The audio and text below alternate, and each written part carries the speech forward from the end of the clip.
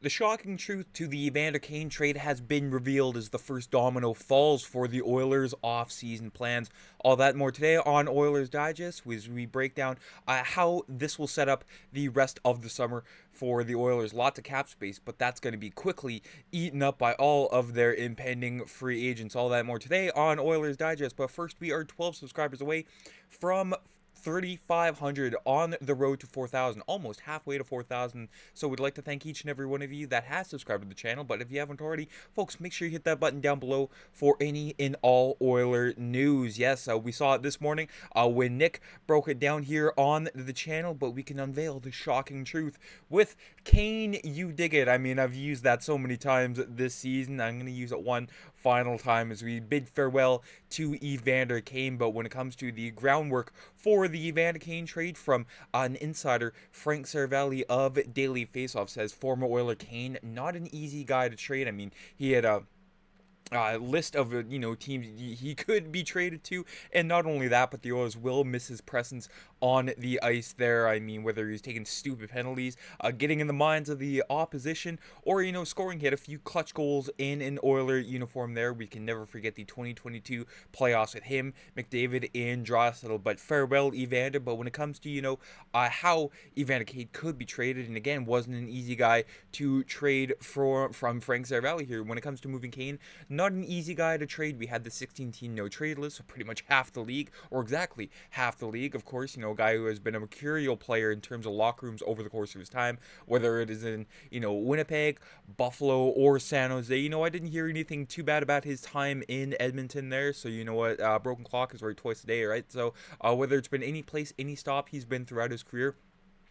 So with that baggage, people had said a few days ago, isn't the Mason Marchment trade to Seattle the framework of potential trade? And yes, except it's Evander Kane. I mean, a goal scorer with Evander Kane in his heyday with the San Jose Sharks there. And again, with the Edmonton Oilers, we did see, the flashes of brilliance with Evander Kane, but it was time to move on from Evander there. As you can see, the framework for that deal, Marchment to the Seattle Kraken for a 2026 third rounder and a 2025 fourth round pick there. But again, when it comes to comparing Mason Marchment with Evander Kane there, you can see it's not really close points wise. You can see there Evander Kane is a goal scorer, and again in the playoffs, I mean 21 playoff games this year for the Oilers, 12 points, which is a lot better than last year. But I mean, he was hurt for a significant chunk of last year's playoffs there. I mean, the laundry list of injuries that he revealed after the Stanley Cup final, I don't even know how he got out on the ice. So fair play to Evander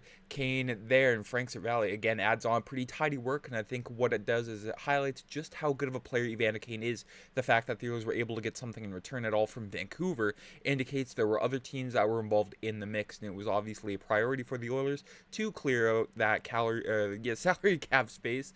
That was their thought process. I mean, Evander Kane, once he lost his running mate with Zach Hyman in the playoffs this year, I mean, the stats together here from the line blender, fantastic. 57.1% shots, 88.9% goals, outscoring the opposition 8-1 when they were both on the ice, and an expected goal percentage of 72.4. An incredible offensive duo for the Oilers. I mean, last year in the Cup final, people said, if the Evander Kane was healthy, the Oilers would be winning the Stanley Cup. And this year, we finally got to see a healthy Evander Kane. And other than, the goal in Game 2 there, again, just, penalty filled and taking inopportune penalties, and that led the Florida Panthers to go on the power play, which eventually killed Edmonton in the end there. Of course, you could all chalk that up to, awful reffing there, which led Evander Kane to play sort of a more timid game with his physicality. But you know what?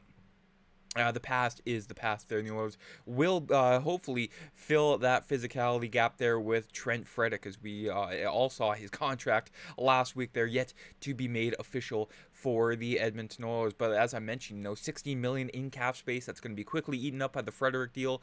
A Bouchard extension, a McDavid extension. I mean, enjoy the salary cap space while it lasts, folk. But again, farewell, Evander. You served us well in the blue and orange there, but it was time to move on there and hopefully go back home to Vancouver. I mean, hopefully, he can settle down there and just be on his best behavior in Vancouver. But when he plays Edmonton, it's going to be weird to be on the opposite side of Evander Kane, as we haven't seen that in a very long time there. Edmonton, San Jose, when Evander Kane was a San Jose Shark there, they didn't play at all together because the separate divisions there. So you had to go back to 2019-20 for the last time Evander Kane played against the Edmonton Oilers. So it'll be a very, very long time, but I am welcome to it. I always love an Edmonton Vancouver game. But with that being said, with that cap space for the rest of the summer for these Edmonton Oilers, okay,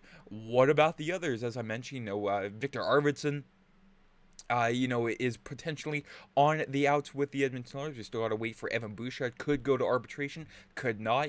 Connor McDavid, the big storyline of the summer was his extension, and lots of others. I mean, Kasper Kapanen, Corey Perry, the list goes on and on there. But Frank Saravalli hinted that the Oilers might use the newly found cap space to focus on keeping forward Victor Arvidsson. The Swedish winger is heading into the final year of his 2-year contract that he signed last July on July 1st with a $4 million AAV and is eligible to sign an extension next Tuesday. I mean, none of the insiders know what's going on with the Oilers there. Saravalli says, the Oilers might keep him, but Elliot Friedman of Sportsnet says, the Oilers and Victor Arvidsson, it was a pairing that might end sooner rather than later. Says they're working together to find a place for Victor Arvidsson. I don't think there's any anger or animosity there. I just think it didn't work. It didn't work in the way the team or player hoped.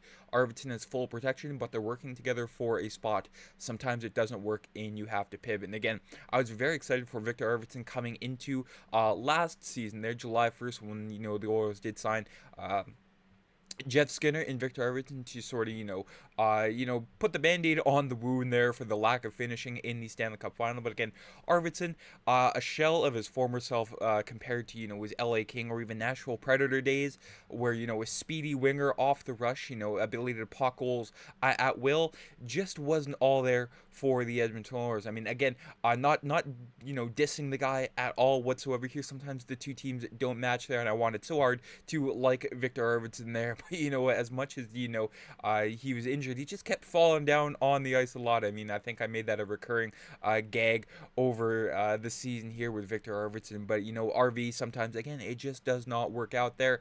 And again, Victor Arvidsson has a no-move clause.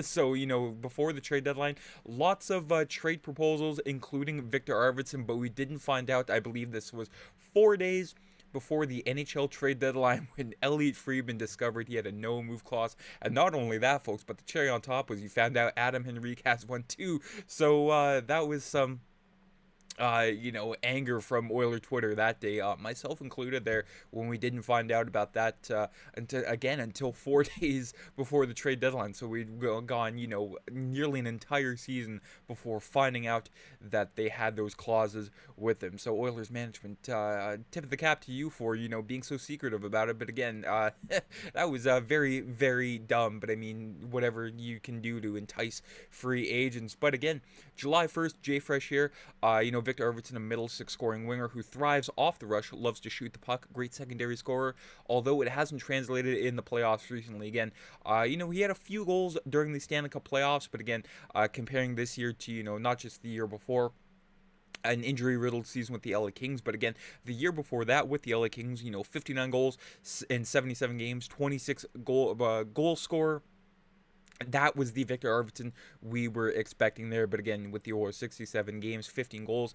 He was with McDavid in Draisaitl for a good chunk of the season there, so you can't fault him for not producing next to those stars. But again, sometimes the teams just do not fit. That's all you can say at this point here in the points per hour at 5-on-5 by season for Victor Arvidsson. This was his lowest since his rookie year with the Nashville Predators there. So 5-on-5 for Victor Arvidsson.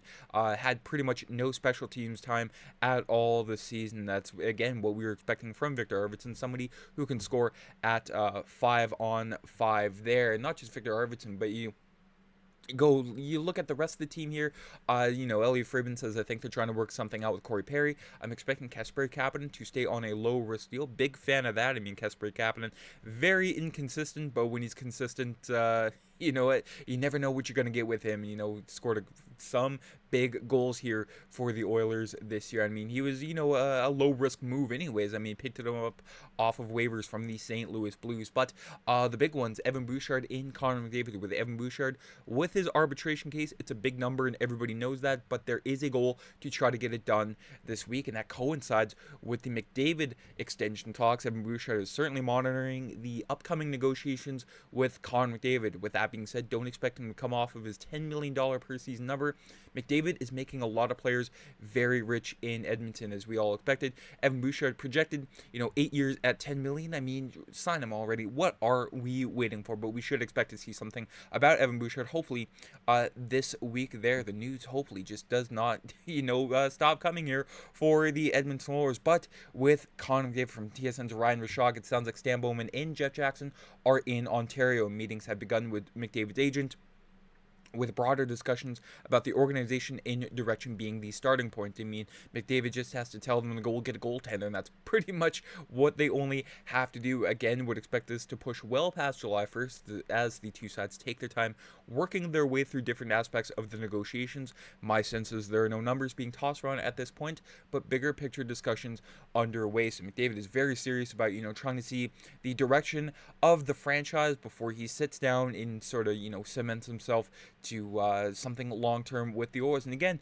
you got to give him his space there, his time, McDavid. He has certainly earned it. So when he's ready to talk, that's when things will get underway there. But that is it for today's video. Let me know down in the comments, again, your final thoughts on the Evander Kane trade and your other thoughts here. Victor Arvidsson, do you think, they should trade him? I mean, that's $4 million, the free up in cap space for Bouchard in McDavid, or should they try to, keep him for, again, one more year before letting him walk to free agency? I'm in the camp, trade him.